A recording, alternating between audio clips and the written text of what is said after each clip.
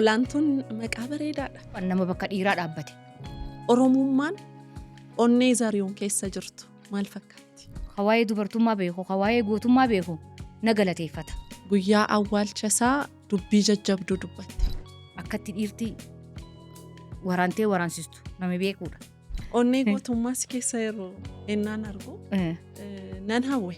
Waan hunduu dubbatan garaa qullaa namaa faayetti Oromoon. Haalleen kana keessa amma bifa kamiin darbaa jirti? Umrii kiyya waggaa 13 qabsoo keessa seene. Maal faassi qunname? Qarshii fidaadhaan hokkee nu qabatan. Daa'imman horattanii na bartee naan jee lakki isin barreen jee. Ani bar Shimallisii naan jee kabajamoo pirezidaantii Shimallis salphachaa jirraan jeen. Atii fi Zarihuun siif isa qofa turtan. Garattis qabadhee wajjin deemaniin eega waardiyaadha. Weelluuwwan wajjin wallistan qabdu. Bilisoomuun beetaati sammuu kan kee bilisoomsuudha. Kunillee natti dhagahama manatti illee galuun fedhan yeroo tokko. Ashama akkam jirtu aan meeriidhaati. Kun poodkaastii Kaametti torbanitti sa'aatii kanatti karaa foddaa OBN fi karaa YouTube chaanaalii Kaamettiitiin isin biraan geenyudha. Har'as Kaametti tokko qabadhee dhiyaadheera. Hamma dhumaatti fuula ifaadhaan nu faana turan affeerraa kooti. Dubartiin haadha qabbana jireenyaati. Utubaan dhiiraa, jabinni fi ulfinni dhiiraa haadhaa fi haadha manaadha. Kaamettiin mallattoo haadhummaati. Har'a Kaamettii dubartii cimtuu jabduu tokko waliin dhiyaate. Kaamettiin koo har'aa Harargee qe'ee jaalalli mallattoo jireenyaa ta'e Galamsootti dhalatte. Aanaa Ciroo ganda Laaluu bakka jedhamutti immoo guddatte. Qabsooftuudha hidhattee lolteetti.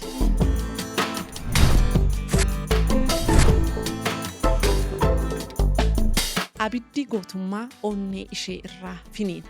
Tasgabbii fi obsis kennaa ishee isa olaanaadha.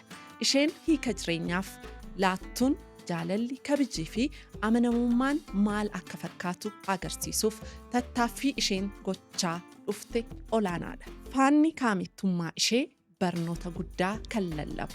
Keessummaan Kaametti keenya har'aa aaddee Olaantuu Gammachuuti.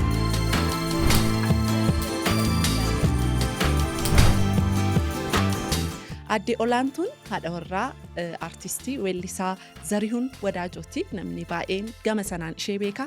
Saba kanaafis qabsooftee wantoota adda addaa dubartii dabarsiteedha. Olaantuu faana turtii bareedaa taasifnaa yaadota garaagaraa kaasnee kan sirriitti mari'annu ta'a. Hamma dhumaatti fuula ifaadhaan nu faana turan affeerraa kooti.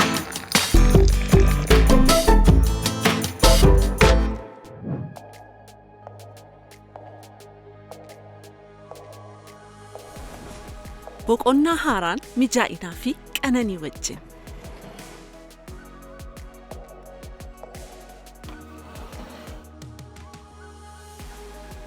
Dhimmamuun kan oomishame.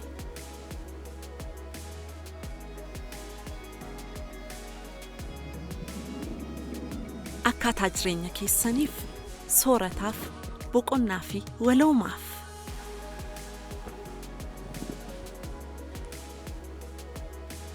Xiyyeeffannoon hundi aagaa fi sansaka keenya agarsiisu.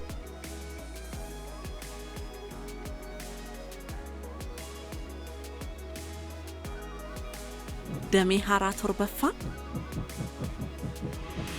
Boolee naannoo Garjitti banneerra. Onlaayik Farniichar. Olaantuu baga nagaan dhufte. Ayyee baga nagaan eeda. Waamicha keenya kabajee waan dhufteef baay'een si galateeffadha. Anillee na barbaaddee asirratti na dhiyeessuu keetiif hedduun si galateeffadha. Olaantuun maqaa bareedaadha. Eenyu sii baase? Maqaa qabsooti. Maqaan kiyya kan warri keenya na baase Ashrafiyaadha. Gaafan qabsoo hidhannootti gadu addi bilisummaa Oromoo maqaa siif baasu maqaa Oromoo jechuudha. Oromummaa kana yeroo san badaa hin beekamu. Gaafa achi dheetu maqaa Oromoo maqaa dhaabaa jedhama kun maqaa miseensummaati. Olaantuun naa bahee jechuudha. Bifa kamiin kanatti gara qabsootti seentee yommus? Ani ijoolleen ture addi bilisummaa Oromoo fi wayyaanee waliin seenanii biyya kana. Gaafa seenan shamarranis hidhatanii deemuu ni lolusii gaafan argu. Nutis maaliif dhaynee hidhannee lollu jennee yeroo san dadar jira ture addi bilisummaa Oromoo. Achi dhaynee hiriyootuma kiyyaa wajjin dhaynee achitti dadaritti barannee qabsoo hidhannoo itti fufnee jechuudha. Achi booddee bifa kamiin itti fufee qabsoon maal fakkaata ture? Maal faasi qunname? Cimtuun ture beektaa waan hundatti amantummaan qaba. Ijoollee dhiiraa wajjin deema. Warri dhiiraatis na jaalatu. Anis immoo dhiiraa wajjin irra chaansii qaba. Dubaraa wajjirra dhiiraa wajji gaafa deemu natti tola. Dhiironnis immoo na gabaafatu, si gabaafatu. Gaafa si barbaadan warri ciccimoon kun si gabaafatu isaanii wajjin hin deema. Maal jechuudha na gabaafatu? Gabaafatu jechuun abaluu akkas na wajjin haa ta'u, na wajjin haa deemuu jetteetiin dhiyeeffatta. Nama barbaadu tokko jechuudha.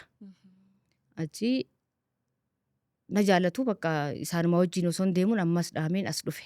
Ijoollee komaandoota wajjin as dhufe. Asumaan asitti haaftu jedhanii isaan ni nafee gaafa fayyitu immoo ni deemti Keeniyaa dheexee akka barattu. Naan jedhanii gaafa isaan haala naa mijeessan mucaa wajjin dhufne Joffee jedhama. Asitti na biraa wareegame. Wareegamee bakka amma garri ati deemtu hin jiru, garri ati seentu hin jiru. Maatiin keetillee si jibba beektaa gaafa qabsooytu. Harmee tee bichaadha kan waa hunda wajjin si wannaa jettu malee namni hundi si jibba. Yeroo san keessatti namni hundi nu baqachaa ture jechuun haala cimaa tokkotu ture. Achii kaanee bakka ani Zarihuunuma biraan dhaqee firra. Inni deemis naan jenne manuma keessatti bakka hedduu na kunuunsee jechuu mana keessatti.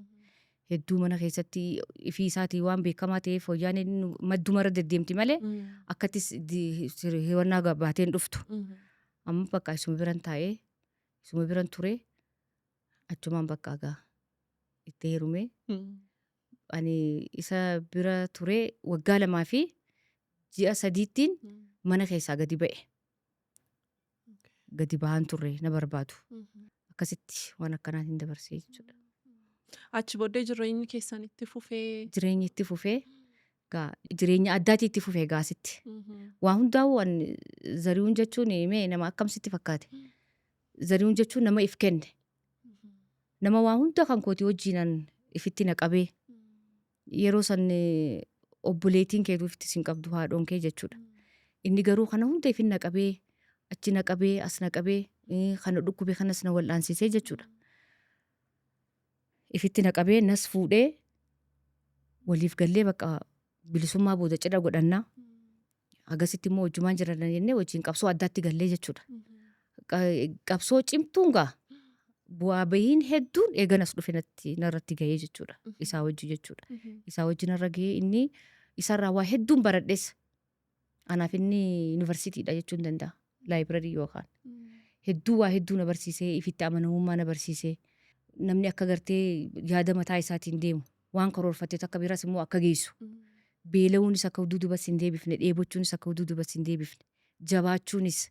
Amma namni yeroo tokko takka dhiira cimaa duuba dubartii cimtuudhaatu jiraa jiru. Ani garuu isaatu na duuba jira. Isatu na cimse. Har'aan tana jiraachuu kiyyaaf isaatu na duuba ture jechuudha. Isaatu na wajjin aarsaa kaffale. Haguma saniifin anillee aarsaa hedduun wajjin kaffale isaa wajjin.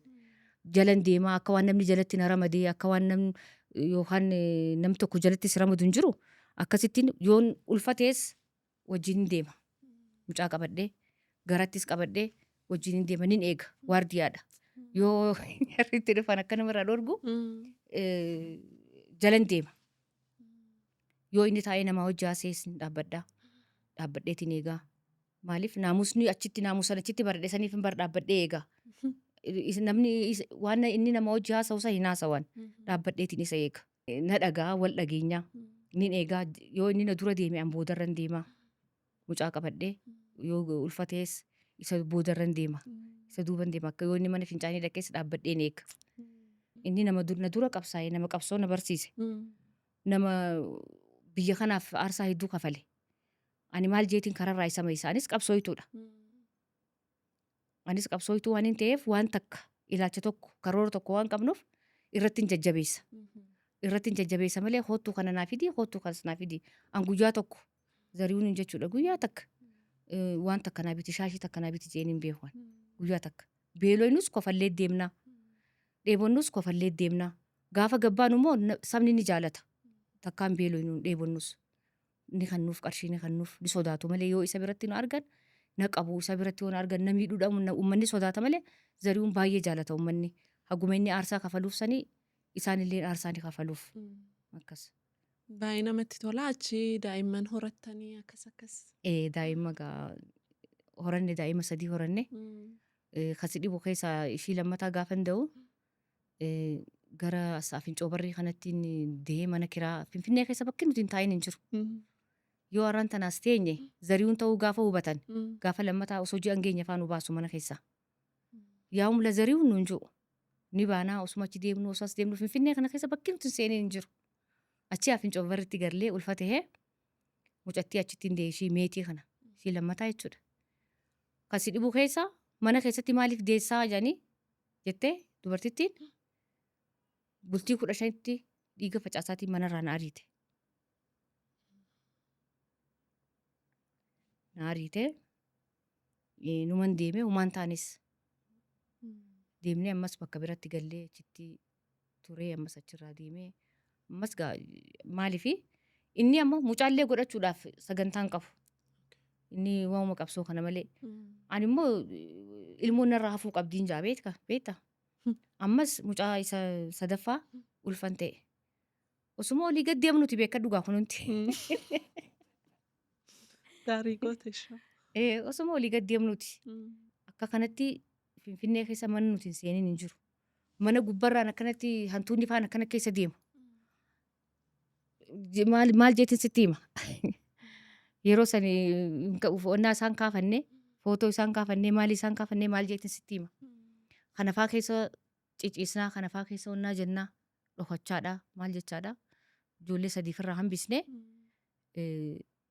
san boodas qabsoon ittuma fufee ilmaan guddisuun kar tokkoon sitti cimaa isa tajaajiluun sitti cimaa isa eeguun sitti cimaa inni nama if kennee har'a du'aa boru du'aa jee namni hundi eega. Ani immoo namni hundi namni xiqqaa fi guddaan adaraa naan jaayisa. Adaraa naan jiru adaraa zari'uun eegi naan jiru. Anamma adaraa kana bakka adaraa kana yaa Rabbi na gargaari jeetiin wajjiniin deema halkanii fi guyyaa galgala halkan jechuudha. Yoo inni rafean dhugaa Rabbiin siin jaa taayetiin eega. Nin eega gaaddiduu dhuftu hunda yoo shimbirroo mana gubbaa dhuftees yoo gaaddiduu saree yoo iyyites bakka ani rafu. Bakka attenshiniin ta'e sammuun kan koo hundi hirribni nan fudhatu nin eega. Inni waan kutateef jecha maal na goote namni na ajjeeftu siin jaa. Maal na goote wayyaaneen siin jaa. Ni rafa nagaan rafa. Ani garuu taa'atiin bula yoom dhufanii yoom isa fuudhu yoom isa ajjeesu. Haala guddaa haala kana himuun natti ulfaata dhugaa Rabbi. Laalgaamii ati ammoo otuma qarshii qabaattee osoo qabeenya qabaattee ilmaan guddisuun ni cimaa. Mana bulchuun ni cimaa. Abbaa warraa tajaajiluun ni cimaa. Hiigalamidhe. Kana hunda immoo Rabbiin na gargaaree waa hunda keessummaa dhufus warra mana hidhaatii bahus mana keenya galu. Namni rakkatees akkasumaanuu kutaa takka keessa jiraachaadha. Nama 5 nama 6tu dhufee nu bira bula. Nama kana hunda biddeena eeloo irraa baasee gaafanii fi kiyyaa aga bufaan qabaan namaaf kennee jechuudha. Kun hundi maali? Halaafinata narra jiruudha. Dubartii gubbaa halaafinata guddaatu jira. Garuu immoo maaliin keessa bahatta obsaani? Waaqa kee kadhachaa, amantii qabdu waaqa kan kee kadhachaa. Dubartii waa hunda ni dandeessi hin dandeessu hin jennu. Dhiira caalaa kan qabsaa'uus dandeessu, kan biyyas bulchuu dandeessu, kan biyya kana oofuu danda'u. Akka barbaadetti kan biyya tana akka barbaade gochuu danda'u dubartiidha. Garuu immoo dubartiidha jennee nu tuffachuullee hin mala. Garuu immoo dubartiin qooda guddaa qabdi. Allola keessattis arge. Qawwees hojii dhahee arge. Dhiironni yoo ati bira teessee hin jajjabeessine, yoo ati bira teessee rasaasa sanuu hin dhukaasne, dhiironni if duubatti deebi'u. Garuu dhiifama naa godhaa dhiironni. Dhiironni nu tuffatteen jiinaa garuu yoo nuti jajjabeessine malee jajjabaachuu hin danda'an. Unkaan abbaa manaa miti. Abbaa manaa immoo tajaajiluu qabdaa. Waan inni barbaadu godhuufii qabdaa. Karaa dabarsuu qabdaa. Yoo inni rakkataas ta'e, yoo qabaataas ta'e, yoo dhabaas ta'e, yoo wallaalaas ta'e, yoo hiyyeessas ta'e abbaa manaati. Abbaa manaa kabaja qaba. Dhiirti takka immoo kabaja sirraa barbaaddi. Dhiirti abbaa fedheetu abbaa manaa dhiisiiti. Dhiiruma tokko akkanumatti hiriyyummaa'u yoo ati hin kabajne hin fedhan jarri akka keenyaa miti. Nuti amma yoo nu kabajees yoo nu kabajuu baates irraan kaanne. Garuu dhiironni kabaja fedhu. Jajjabeessuu fedhu. Kanaaf irratti rabbumaan na beeksise malee an kanallee hin argine beektaa. Garuu immoo rabbi na dandeessisee waa hunda keessa rabbi na dabarsee asiin nagee rabbiin haa ulfaatu. Amiin. Waa hedduutu jira dubartii gubbaa waa hedduutu jira. Kan inni himuu fi kan inni himee hin fidne hedduudha. Dhugaadha. Dhugaadha. Baay'een si galateeffadha olii koo. Galatoomeetillee naa jiraadhu.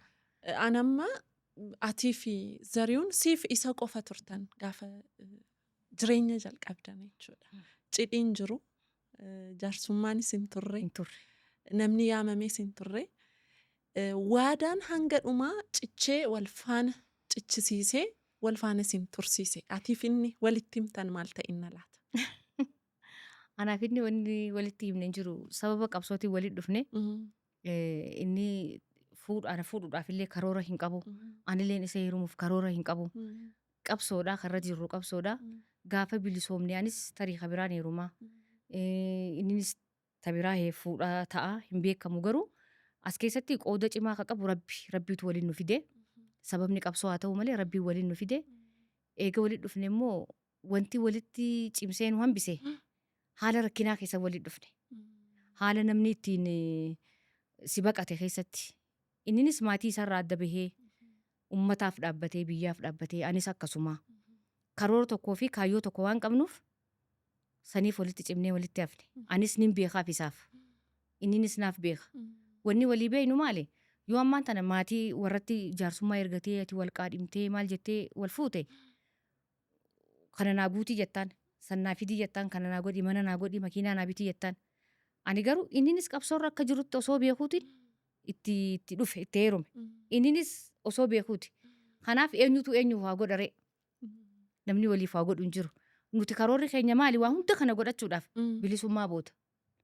Waa hunda godhachuudhaaf cidha keenya na jajjabeessa inni.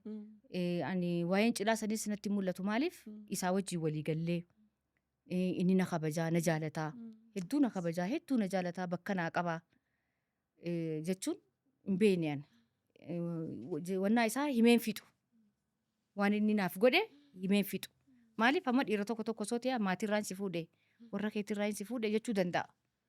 Garuu inni nama akkasii miti. Zariyuun jechuun nama namaaf dhaabbatee nama biyya tana guutuudhaaf dhaabbateedha dhugaa rabbi. Yoo dhugaa dubbadhatee inni nama gandummaa hin feene nama amantiidhaan nama qooduu hin barbaanne nama namummaa qofaan si jaalatudha. Nama namummaa qofaan si kabaju. Yoo ati if tuffatte illee hin fedhu inni nama Oromoo tuffatus hin fedhu nama if tuffatu hin jaalatu. Kanaaf anaaf inni waan hunda waan godhannu hunda uffata bareedaallee ciisa bareedaallee mana bareedaallee jira miti bakka naaf karoorsa.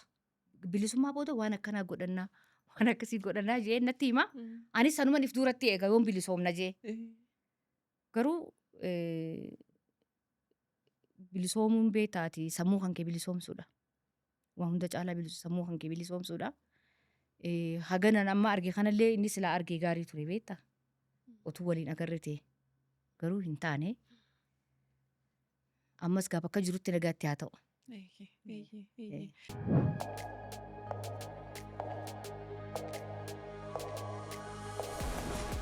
Boqonnaa haaraan mijaa'inaa fi qananii wajjin.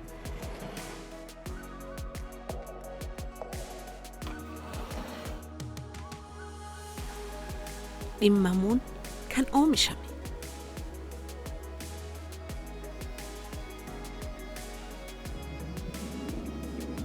Akkaataa jireenya keessaniif soorataaf boqonnaa fi waloomaaf.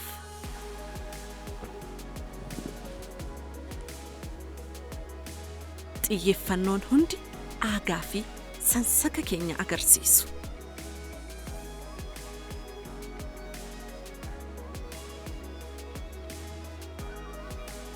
Damee haaraa torbaffaa Boolee naannoo Garjitti banneerra. All like furniture.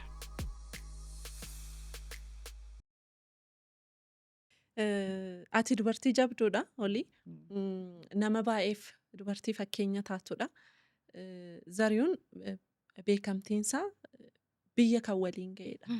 Oolmaan inni dhaloota keenyaaf oole immoo yoomiyyuu kan hin haalamnee fi rirmi hin nyaannedha. Ati immoo nama alatti namni ijaan arguuf isa arguudhaaf hawwu maqaa gaafa qabaattu jireenyi mijataatti fakkaata namni hundi. akkaan manatti maayirtutti garuu jireenya mijanne bu'aa ba'ii jiru keessa garuu abdiidhaan jaalala bu'uura godhataniitu jiraattan hamma inni boqotetti jechuudha.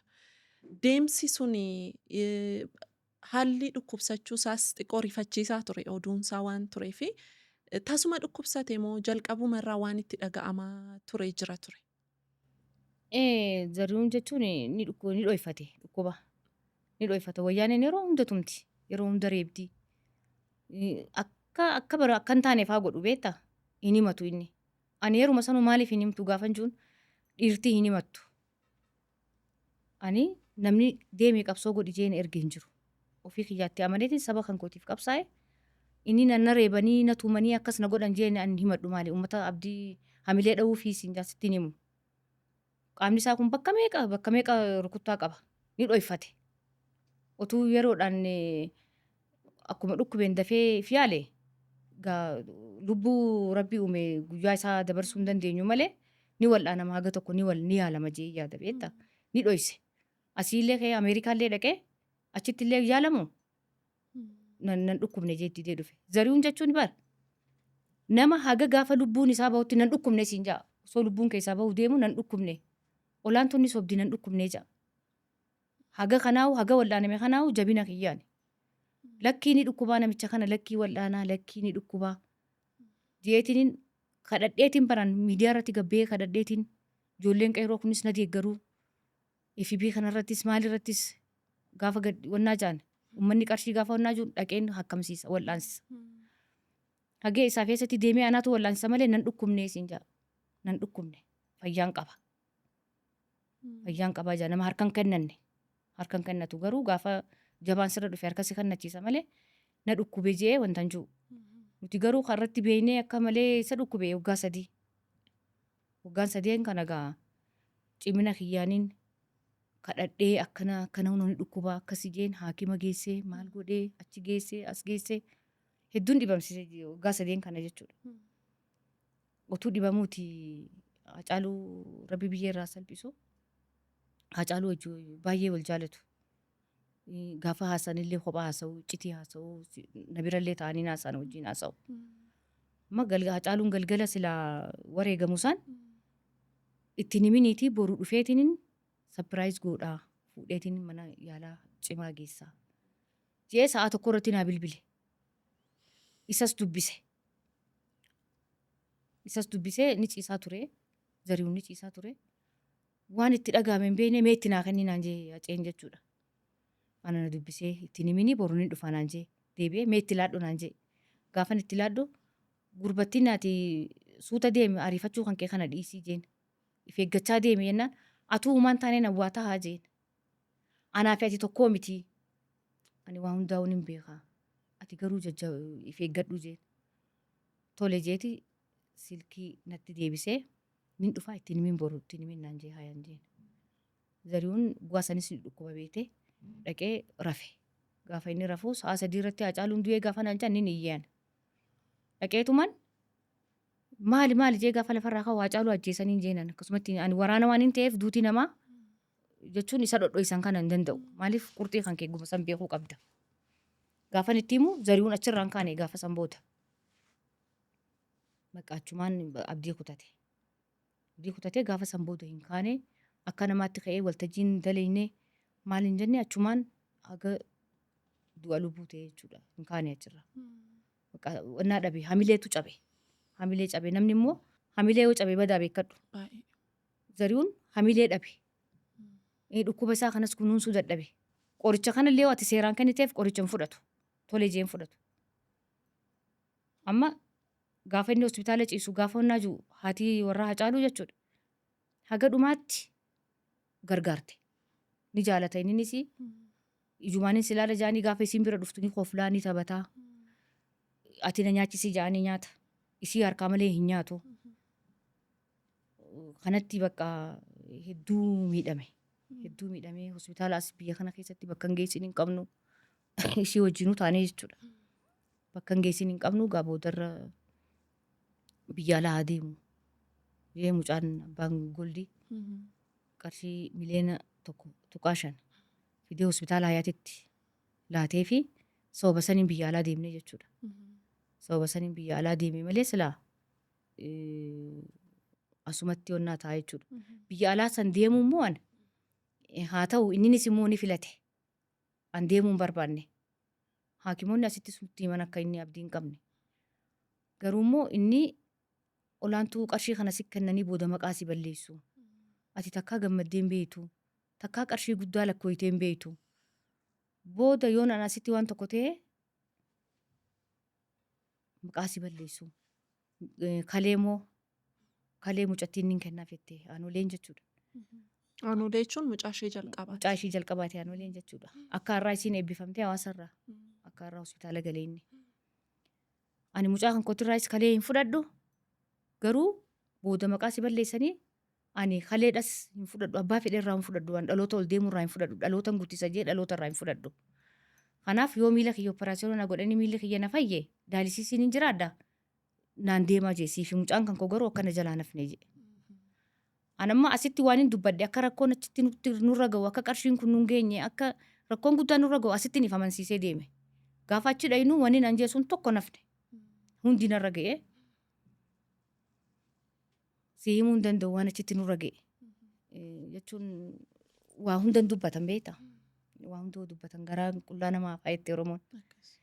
Achitti rakkoo guddaan nurra ga'ee qarshiin sun torban lamaan wal'aannee achii deebinee mucumatti bilbilee ammas. Isumatti bilbilee 500,000 nu ergee gaafa asii qarshiin 500,000 achi dhufu miliyoona 3 lakkaa'e ammas. Miila lamaanuu operaasiyoona godhanii kaleen immoo hin ta'uu nuun jaarru kuttaa waan ta'eef kaleen hin ta'uu miiluma operaasiyoona goonee daalisiisiin jiraataa jedhanii itti seenanii qarshii fidaadhaan kokkee nu qabatan. Biyya kam jechuudha? Hindii biyya Hindiitti kokkee nu qabatanii lafan seentu samiin seentu otoo si taate akkam goota. Mucattiitu wajjin haasa'a.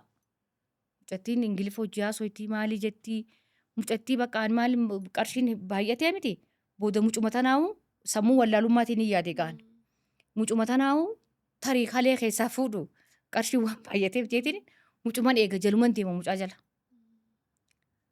Achii haga waywaannu ni waywaannee wanti takka wanni nu dhufu hin jiru inni immoo dhibeen itti cimaa deemee budarra yaadataan. Nu bilbilee meeqaati isinirra jiraa jennaan nuti waanuma yeroo san jiru itti himne miliyoona 5 ta'ee jennaan doolaara 5,000 nuun jaa warri Hindii. Doolaara 5,000 jennaan akkamitti dila kana lakkaa akkam jaan risiitii erganiif. Risiitii gaafa erganiif doolaara 50,000 san ergeef. Gaafa doolaarri 50,000 achi dhufu ammas 5,000 kan biraa lakkaa'e. Amma manni nuti bullu geessaawuu isiinis jira nuti nyaata nyaachuu dhiisii ittuun siinuu karaa nyaataa tuun baan. Mana hakimaa gaafa dhayne nyaata isaaf fidanii jiraame isa faa qaqqabmasnee jiraanna malee hin jiru bakka. Hedduu ajaa'iba bakka rakkoo addaa keessa gallee lubbuu yookaan chisirraan baatu yookaan aanoleen jeen amma obsaan deeme. Waan ammaan tana nurra ga'ee kana achitti sitti himee mi'ee. Kanaaf obsa godhadhu. Waan dhufee hundaa fudhachuudhaaf jabaadhu hin jeen. Tole jettee bakka Somaalonni kun faan nutti dhufanii ilaalanii isa ilaalanii ICU keessa jira. ICU kana keessatti guyyatti doolaara 1,500 qanii takkatti qoricha malee beekadhu. Dhaqanii gaafa ilaalan Somaalonni xaaxaan qaban beektee Ingiliffaa wajjin haasa'u. Bakka yoo du'e waan rakkatiin waan tokkollee rakkatiin yoo du'e asumatti awwaallaa jiran. Hoggaa jiran akkas naan jaanii bar naan jetti mucattiin. Haay nama abbaa kan kee ga'u nama zari'uun ga'u asitti awwaallee nutis biyya sanitti hin gallu asumatti hafna. Arraan tana yoo fira dhabe bari inni boru fira argataa hin jeen. Yoo arraan tana nuti amma nuti fira dhabne inni gaafa du'e fira argataa hin jeen. Kanaafuu akka barbaade haa ta'u bakka jenneetu musuma irraa teenyuu jaartiin Haacaaluu tunu hedduun galateeffadha. Hedduu kiyyaa jechuudha. Hedduun galateeffadha maaliif hedduun hojii aarsaa goote. Akka inni fayyuuf tattaaffii hedduu goote. Ni laaltii achittis ni fayya jetti bari isaa gurraachee kasala fakkaatu kana ni fayyaa nuun jetti. Utuu jennu bakka boodarra garri goortu hin jiru garri deemtu hin jiru. Nuti beelaan dhume gurbaan Dirreedawaa tokko dhufee Ramadaan Usmaan Jaamaa warra Dirreedawaati. Dhukkubee dhufee inni achi dhukkubee dhufee isin warra Itoophiyaatiin nuun jee jenneeni ol bahee rafee xiqqoo guddaa turru dachiin sossoote manni sossooye. Lafti gaafa sossoo'u namuu lafa yaa'ee gad alatti. Yaa'eeti wannaa na agarsiise. Silkii na agarsiise laanuu laal sochii lafa kana amma miidiyaan dubbatee naan jee na agarsiise. Qo'imee wayiinsi gaafadhaa naan jee. Nama beekamaa tokkotu as hospitaala asii kana jira jaanii ni beektanii nuun jee eenyu jaanii ni jeen. Nama wallisaa tokko naan jee. Wallaallee naaf yaanoleen wallaallaan. Maaliif wallaaltan naan jee. Bara abbaa manaa kiyyaan jeen. Mee wallaahi jii naan jee wallaahi hin jeen. Micoon tuni hoo jee micoonis ta'e isaatiin jeen. Haana geessaa nuun jee. Haanee geessinee gaafa laalu inni hin dubbatu wannaati irra jira asitti hin dubbatu. Laalee boo'ee as deebi'ee beeltii kan uffitte jechuudha. Nyaata isaatu nuu bitee jechuudha. Nyaata nuu bitee geessaa siree nurraa kafalee. Amma gaa isaa wajjin deddeebinee ilaallee inni biyya alaa kana fa'aatti obboleeyyan qabaa dadawwalee itti himee qarshii faanuu ergu ka'an waan nyaannu jechuudha. Osoo jennu gara deemnu wallaalle. Isaa fayyuudhaaf abdiin qabu. Garri deemtu hin jiru. Ani immoo mucattii tana akka tokko na jalaa godhan jeeti waa lama hin dhabnu jee mucattuma tana hin eega beektaa. Isarraa abdiin qaba abdiin hin jiru isarraa. Qarshii kana isaa fiddee kafalta qarshii dila kana. Amma Somaaliin achitti awwaallee itti malee reeffa sanuu hin kennaniif. Biyya san keessatti kasi dhibu keessa sababa qarshiitiin nama du'eefaa nama waggaa meeqacha keessa taa'u jira haga qarshii fiddanii jedhanii beektaa. Ati deddeemtee waa hunda ilaaluun gaariidha. Amma nuti abbaatti himee hin beekne Shimallis halkan sa'a 8 achi akka biyya sanitti bilbilame. Ani Hindoota itti fakkaateetti mee ati kaasinaan jette. Gaafan kaasuu akkam ooltan nagaa fayyaa naan jee fayyaadha. Akkamii obbo Zariuu naan jennaan wayyaadhaan jeen kan if dhabaa. Wayyaadhaa waan jiruun jeen. Na bartee naan jee lakkii sin barreen jeen. Sin barreen jeen. Ani bar Shimallisii naan jee. Lafarraa dukkana beete lafarraan ka'e. Lafarraa ka'eetiin wannaa tokkotu jira. Akka kichina wayii jira. Seeraamikaan ka tolfame. Dukkanaa gaafan ol ka'u as keessa na dhee lafa na deebise. An rukuttaa sanis hin dhageenye dhugaa rabbi. Hin dhageenye. Achiin bakka isin akkamitti cal jettaniin jeen. Akkamitti cal jettan jennaan nuti hammana hundi akka dhukkubsatee quban qabnu. Osoo nuti himina immoo osoo nuti quban qabaatiin maaliif biyya alaa geesse maaliif deemtanii nuun jaan. Nuti hin beeynu gaa haakimaatu achitti nu ergee as nu fide dhufnee hin beeynu. Garuu immoo salphachaa jirraan jeen. Qarshiin namaatis miliyoona hedduutu nurra ga'ee jiraan jeen lakkoo isallee hin beekuun jeen. Wanta akka rakkoon tokko hin jiru jee Zarihuun jechuun abbaa keenya laayibirarii keenya barsiisaa keenya Zarihuun jechuun abbaa irraan tana asiin nu ga'e ni wal'aannanna. Rakkoon tokko hin jiru ni wal'aannanna naan jee. Kabajamoo pirezidaantii akkasuma. Kabajamoo pirezidaantii Shimallis jechuudha haa galatoomu. Maaliif ilmoon namaa galata ni feeti. Namni immoo waan dabarsee tokko irratti waan sii godhame tokko irratti nama galateeffachuun dirqama. An hedduun isaan galateeffadha. Hedduu maaliif gaafa rakkinaa san otuu isaan nu dhaqqabuu baatanii jechuudha. Otuu isaan gaafa san inni bilbilee wannaa nu jechuu baate Zarihuun dhuguma achuma ta'a sila reeffi isaa hanga ammaa. Siigalee galateeffachuun dirqama natti ta'a. Nama waan dabre galateeffateetu hafuula duraatis wannaa ta'a. Kanaaf amma addisuunis siif bilbilaa amma naan jee. Toleen jeeni gaafa inni wannaan silkii cufu addisuunis naaf bilbilee. Giiftii akkamii nagaa naan jee. Yaaboo giiftummaan hin jirtu jeen biyya namaatti saree waan qadheetiin jiraan jeen. Waan tokko rakkoon hin jiru. Amma ni wal'aannannaa amma naan jaan. Ganama akkanatti namni hundi isiniif bilbilaa. Asii wucci guddaa ministeeriin isiniif bilbilaa ni wal'aannanna. Qarshii namaatis ni kafalla. Waan takka illee bakka kana booda kophaa kan kee rakkattu naan jee. Haa galatoomaa mallee galatoomaan jaanan mallee dhugaa rabbi. Maaliif ijoollee nuti finne jechuudha. Ijoollee nuti arraan geenye. Nuutu qabsaa'e. Anaatu dhiiga kiyya ijoollummaa dhangalaasee arraan tana isaan mootummaarra ta'an. Osoo nuti kaleessa aarsaa kafaluu baanne isaan arraan tana jijjiirama kana hin fidan. Jijjiirama kana keessatti qooda guddaan qabaa ittiin boonasii konfidensiin qabaa jechuudha. Maaliif ittiin cabee ittiin waan hunda kiyya dhabee jechuudha. Kanaaf isaan haa galatoomanii akkasitti gaa bakka isaan wal'aansarra gatta'anii wal'aanuu ka'anii amma gaa nurraa bu'e. ka'eetiin dhugaa rabbiin siin jaa halkan sana ka'eetiin nin sagade rabbiif yaa rabbi ati kan keetiif karaan dhabdu jeetiin sagadee rabbii kiyya galateeffadhee aanooleen jeen har'a fira hundoolaa abbaan kan kee fira argateetii rafiin jeen har'a ni raftee ganama nuuf bilbilanii amma wal'aansatti seenanii achirraa fuunee biyya biraa geessina jaanii achirraa gaafa isaan piroosesa jalqaban immoo inni dadhabee jira achumatti haakima biraa jijjiiranii osoo wal'aansisanii lubbuun isaa dabartee jechuudha. Lubbuun isaa gaafa dabartuu akkasitti akka ati agarte sanitti asii miti asii dhiisi biyya isaa keessa jira achitti biyya hindii sanitti ambaasaadar Buzunesh hedduun galateeffadha. Hedduu dubartii cimtuudha. Dubartii galanni qofti ishii maluu miti haalaan jechuudha. Dippiloomaataatu achi jiran hunda walitti qabdeetti boo'icha gaafa namni asii girgirri uumu achitti boo'icha nu teessistee namoonni hundi dhufanii achitti zari'uun keessan qofaa miti. Haa uummata Oromoo hundaati, haa uummata Itoophiyaati zari'uun isin qofti hin dhabne janii achitti guyyaa 2 boo'icha achitti nu teessisanii waa hunda godhanii achirraa baastee asitti akka gallu nu gooste. Isaanillee naa galatoomanii warri achi ayyar mangadii achi keessatti hojjetan hundi isaan hundi nu haa galatoomanii Oromoon tun beektaa bakka hunda jirti. Garuu kana hundaaf immoo tokkoffaa rabbiin galanni haa ga'u. Itti aansee uummata Oromoo haa galatoomu xiqqaanis guddaanis hundinuu na bira dhaabbatee gororraa xaraganii waa hunda godhanii keessaa ijoolleen qeeroo nama lafaa ol deemtu tun hedduu aarsaa hojii kafalan. Mana haakimaa hojii ciisanii deemanii kadhatanii itti fidanii irraa dhiqanii irraa tolchanii. Zari'uun boodarratti ol fuuneeti kan makiinaa keessa keenya mana yaalaa geessinu. Kana hunda na wajjin aarsaa kafalan ijoolleen qeeroo. Dhalootan guddisa jeemiree inni nu dhaloonni akka ajaa'ibatti haga gaggeessaa asatti haga biyya hundarratti ijoolleen sun hedduu galateeffamte. Maaliif dhaabbataniitti awwaallatan.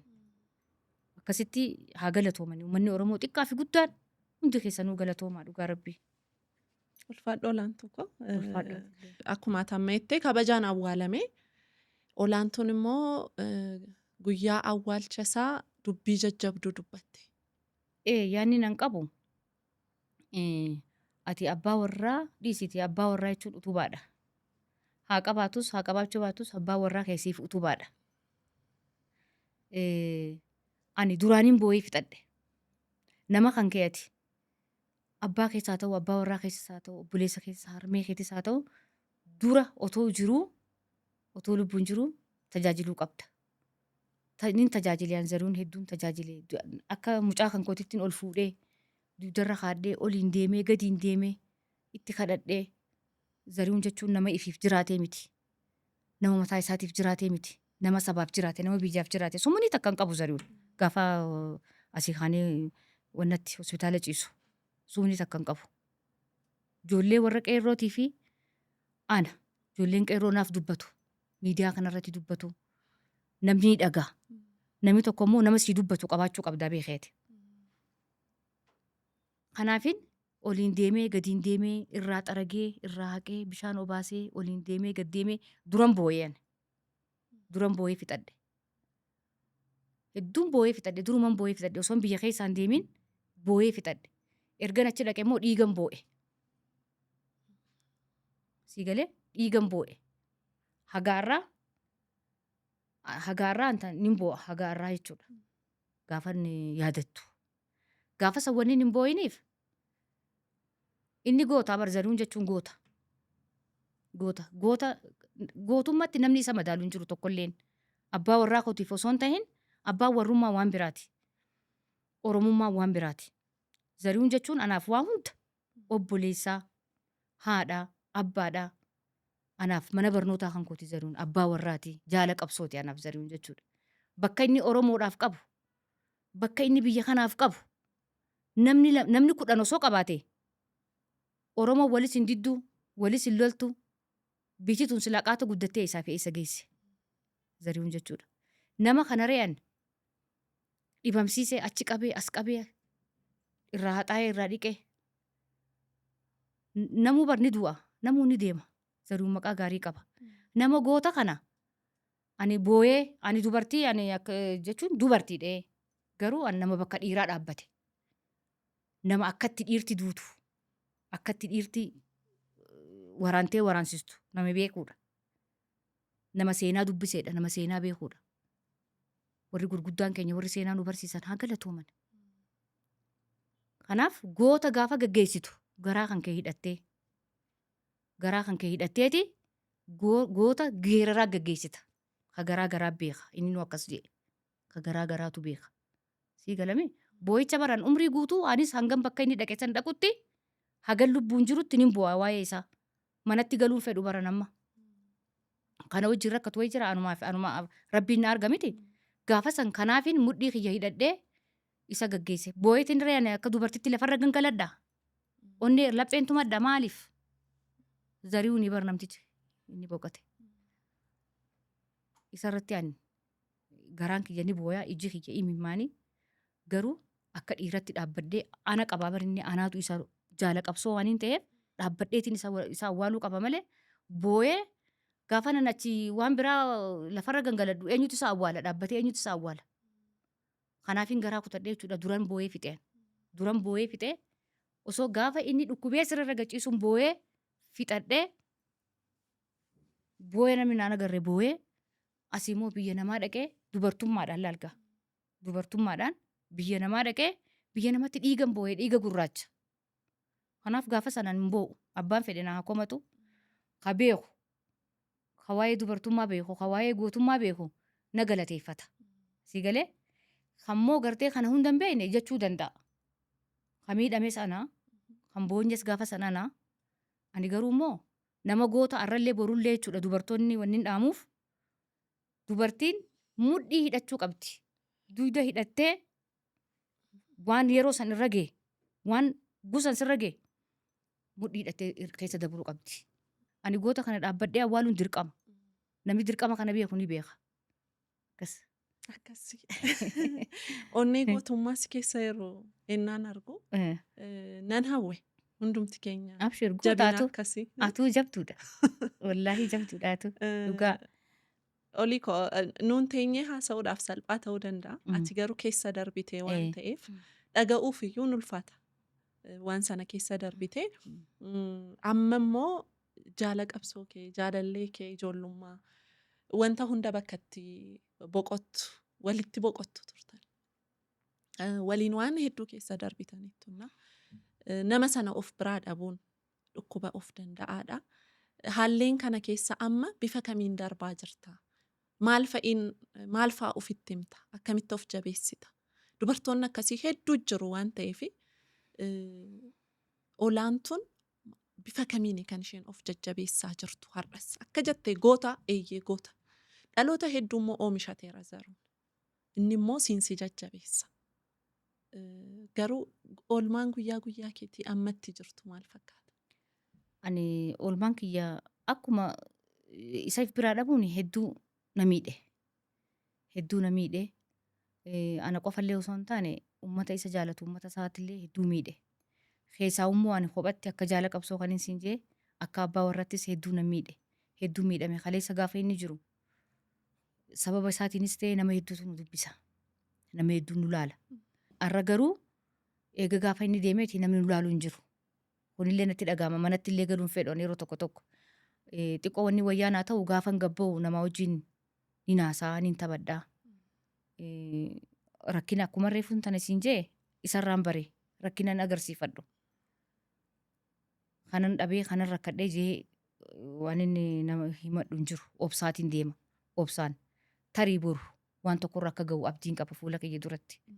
Si galee kanaaf jireenya kiyya akkuma kaleessa gaafa isaa hojii jirruuti isa biraa dhabuun ala waan ta'een alatti ani umrii kiyya waggaa 13 qabsoo keessa seene. Waa'ee amma namni gabbahee waan tokko naggadeellee jiraachuu beeka. Ani waan tokko naggaduun beeku. Ani amma osoo suuqii bantee keessa na keesse tarii haala rakkina amma irra jirurraa tarii hojjedhee buluun danda'a malee ani nama naggaduun beeku. Kanaaf jiruu mataa keenyaan jiraanne. Wanni nuti lafaa qabnu hin jiru waan takka hin jiru. Uummanni Oromoo haa galatoomu. Mana tana nu bitan. Har'a kiraa manaa hin qabu. Garuu immoo namni mana qofa hin nyaatu. Kiraa manaa qofaa ilmoo namaatiif waa meeqaaf barbaachisa. Waa hedduu barbaachisa. Ijoolleen isaa baratanii mana keessa taa'u jiru. digirii qabatanii mana keessa taa'u jiru. Ijoollee kana immoo naamusaan barsiise. Manarraa gadi hin babaasu. Achi ijoollee achi oliif gad deemtu hin jaalatu. Naamusaan barsiisee barnoota xumuran. Arrallee yoo gabbabaa kaatimee gabbabaa jeen maqaa abbaa keenyaan balleessan nuti. Guyyaan kun ni dabraa. Dalagaas ni arganna. Maqaa abbaa keenyaa waan gaariin maqaa abbaa keenyaa dho'isisna malee nuti sooshaal miidiyaa kanarrattis gabbaane maalii waa'ee abbiyyee maqaan dho'inu uummata Oromootis maqaan balleessinu. Karaa gartee mijataa ta'een karaa gartee kaleessa waadaan itti nu galameen gaafa inni awwaalamu waadaa hedduu gale mootummaanis. Si galee karaa saniin deemnee maqaa abbaa keenyaattis ni yaamsisna. Waan abbaan keenya karaa dhiisinis galmaan geenya. Maatiin qabsaa'anuu qofaa miti beekadhu hedduudha. Warri gatamee namni lafa isaan jiranillee quban qabaanne jechuudha. Anillee xiqqoo waan hin gartee qabsooytuu ta'ee isaa wajjin olii gad deemuu fi kanaaf namni na beeka. Si galee namni hin beekamne immoo hedduutu jira. Kana afaan inni jajjabeessa'an. Kanaaf ani amma wanni nan barbaadu waan kaleessa waadaa nu galame san an ifii kiyyaafis amma yoon sobee malee dhaqee kana naa godhaa san naa godhaa hin jenneen. Akka naa godhan immoo abdiin qaba. Keessaawuu maatiin qabsaa'otaa kunuunfamuu qabu, kabaja argachuu qabu. Waan isaaniin malu argachuu qabu. Maaliif warri sun achi ciisee beekte ekeraan isaanii nama laalti. Lubbuun isaanii as nama laalti. Si galee biyya kana guddisuufis ta'ee biyya kanas jiraachisuuf ta'ee ofis jiraachisuu maatii fi jiraachisuuf dhaloonni qabsaa'otaa kun amma ijoolleen tiyya baratanii digirii qabu. Waan nama rakkisan hin qaban. Si galee hojjetachuu danda'u. Boru maqaa abbaallee dho'isisuu danda'u. Kanaaf ani gaafa isa awwaalan sanillee dubbadhe. Faawundeeshiniin tokko illee maqaa isaatiin karaa maqaa isaatiin manni barumsaa waan tokko akka wannaa ta'u. Kanaafin gaafa sammuu hidhadheen. Dhaamsa kana dabarfadheen ture. Amma immoo kana booda anis amma turee miree amma akkuma inni boqote saniin deemee gaafachuuf kun nama waan saniif ariifatee na fakkaata. Jeetiin dhaqee hin gaafanne mootummaadhas. Amma dhaqeen hin gaafadhaa. Anis waan naan malu. Waan naan malu naa godhuu qabu. Waan tokko waan lafaa qabaadhee har'aan tana ka'ee suuqii banadhu. Deemee biyya alaa dhaqee fidee naggadadhu hin qabu. Uummatan qabaa. Uummanni kiyya na gargaaruu qaba. Akkan hojjedhee if jiraachisee biyya kiyyallee jiraachisee maqaa abbaa manaa kootii fi maqaa jaallawwan kiyya kan biraallee akkan maqaa dho'isisuuf har'aan tana anna cimsuu qabu. Anis boru yoo na dhukkubee ciise namaatu na wal'aana anis. Kaleessa anaatu zarii wal'aane har'aan eenyutu yoon ciise eenyu na wal'aana. Amma facaan qaama kiyya keessa hundaan dhufee akkana na ta'ee jira. Na dhukkubuu barbaada. Kanaaf anis boru harka namaa eeggachuu hin barbaadu. Kun immoo eenyurrattuu dirqama. Eenyurrattuu dirqama. Maatiin zariin tokko akkam jira jedhanii gaafa gaafatan. Isaan mana qabu. Manni hambisan maal naa gooti an? Nama daalu'an manni hangisuun. Uummanni kan koo garuu haa galatuun. Galatu guddaa na biraa qabu. Ammallee umrii na hafte an Oromoodhaaf qophiidha. Si galee kanaaf wanni kaleessa waadaa nuu galame san hundi akka nuu godhamu abdiin qaba. Warra mootummaarraayis hundarraa'uu ija baasee dubbachuudhaaf waan takka mudaa takka hin qabu waan. Si galee naamusaan qabaa kabajan qabaa. Naamusaan hin guddadhee maaliin qabee nama kaan arrabsee kaan faarsuu hin danda'u. Waan akkasiitii miti yan. Ani nama naamusaan biyya tanaaf jiraatudha. Jiraadheesi ammas fuula duras nama jiraatu waan hin ta'eef ifii kiyyaafuu hujii naa godhuu qabu. Waan tokko naa godhuu qabu. Suuta naa godhu jeetiin eegaa ammas naaf godhu. Naaf godhu jeetiin abdii qabaa jechuudha. Egaa akkuma kaas ta'edha yaadichi walumaa gala. Nun immoo maatiin qabsaa'ota hundumtuu haa iyyaafatamanii haa laalamanii haalli jarri itti jiran namni hundumtuu tokkoon keenya waa gochuu hin dadhabnu. Namni bakka kamiyyuu jiru kan aangoo qabus kan aangoo hin qabnes kan maallaqa qabus kan hin qabnes namni kamiyyuu waa gochuu numa danda'a. Wal bira dhaabachuu wal iyyaafachuu quba wal qabaachuu qabna jennee amannaa nuti akka sagantaa keenyaatti. Dubartii akka kee jabduu kana immoo jabeessuun dirqama. Beekamaadha. Akkasittuu jabduudha waan ta'eef. Olaantu maaliin hawwa beekta? Ituun Zarihuuniin argadheera ta'ee yookiin sagantaa kana tunni lubbuun jiru tuni jalqabeera ta'ee gaaffiin Zarihuuniin gaafachuu barbaaduun si gaafadha. Oromummaan onnee Zarihuun keessa jirtu maal fakkaatti? Ani dhugaa rabbii onnee Zarihuun keessa jirtu si ibsuu hin danda'u. Maaliif Oromoon ni beekti? Zarihuun jechuun if kennataadha. Akkuma ija isaa barbada baasu san onneen isaatis akkasuma. Nama sakandiidhaaf waa'ee isaa yaadne Oromoodhaaf Oromoon akkas taati, Oromoon akkana taati, maalii taati. Amma fakkeenyaaf hoggaan piyaasaa dhufu isa yaadadha. Osoo gutakka ol ka'ee argeen ja'a. Maaliif jettee inni miilaan as keessa deemaa ba'eeka. Miilaan wajjin deemna. Lafa kana mootummaan Oromoo tokko dhufee lafa kana bareechee kolkolee kana hunda asii kaasee bareechee jaa onneedhaan. Sigala. Maaliif sakandiidhaaf inni waa'ee isaa onnaan jiru. Akkuma ija babaasu sani, akkuma waltajjii irratti ija babaasu sani onneen isaa sakandiidhaaf akkasuma waan hundaaf inni suuta si hojii haasa'uu hin danda'u. Gaafa haasa'u ija babaasee si hojii haasa'a.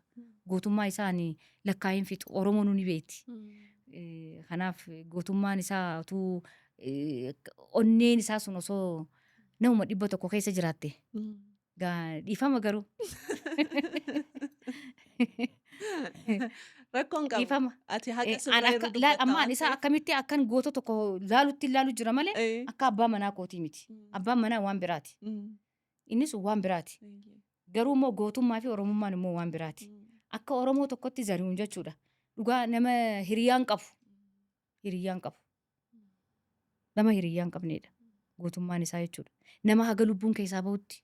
Lubbuun keessaa bahuuf deemtu akkana harka naqabee Oromoon tokko taa'aa Oromoo wal qabadhaa jii. Oromiyaan akka wanna hallayyatti hin deemne. Biyya tana akka isiin hallayyatti hin deemne. Wal qabadhaa, wal gorsaa. Jeet harka kiyya qabee dhaamsa isa dhumaa harka kiyya qabee natti dhaammate. Dhugaa rabbi. Inni har'a bakka dhugaa jira. Ani bakka sobaan jira.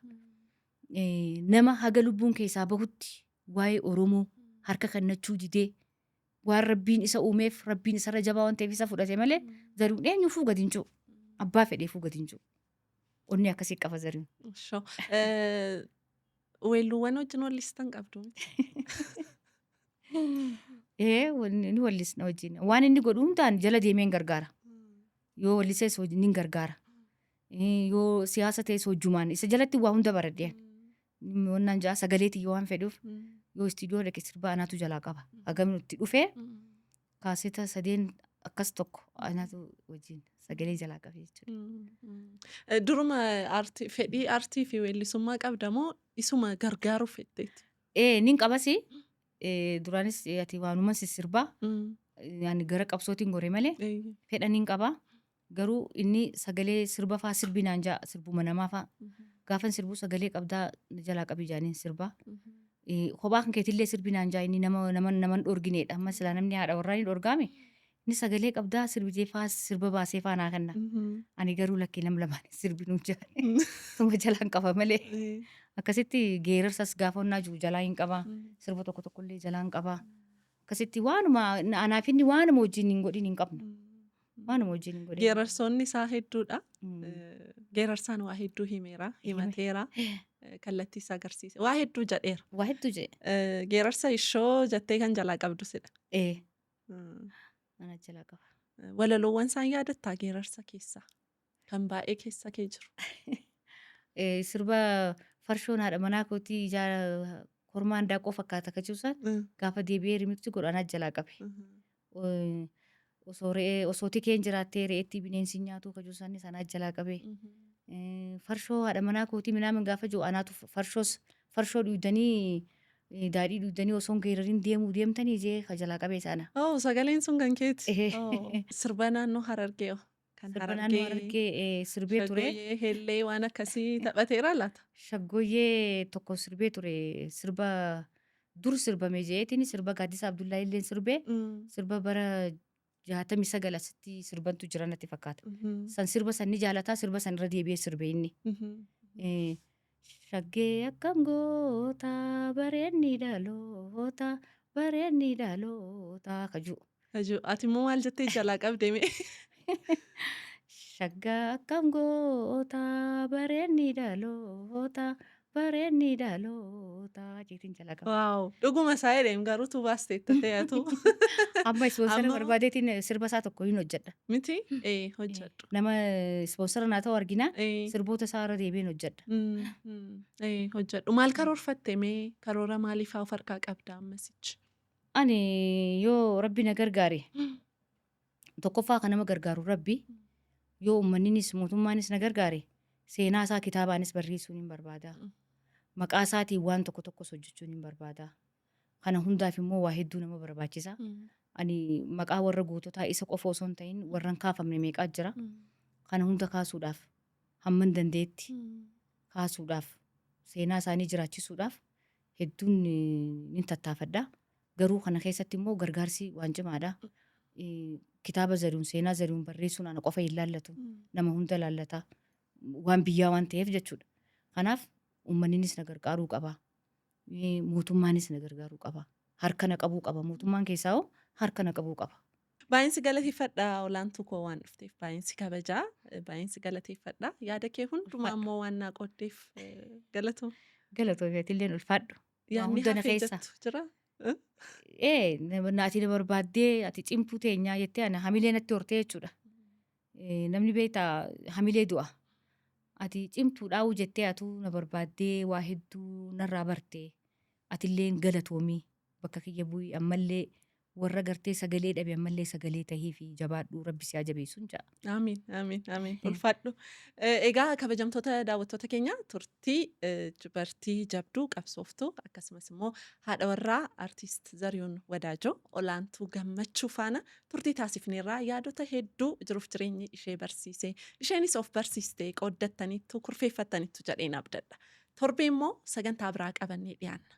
Olaantuu haa iyyaafannu lakkoofsa bilbilaa ishees isiniif keenya akka maatiitti akka qabsooftuu Oromoo dhaloota kanaaf gatii baasteetti hundumti keenya sii jirraa akkam jirtaa jennee haa bilbilluu fi haa iyyaafannuuni. Torbee immoo keessummaa biraa qabadheen dhiyaadha. Hamma torbanitti fayyaa ta'a.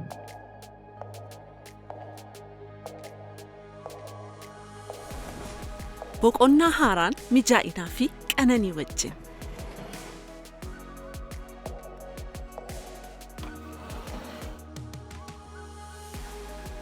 Dhimmamuun kan oomishame.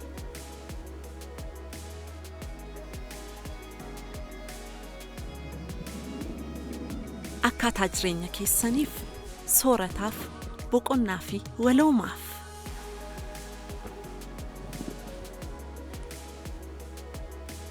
Xiyyeeffannoon hundi aagaa fi sansaka keenya agarsiisu.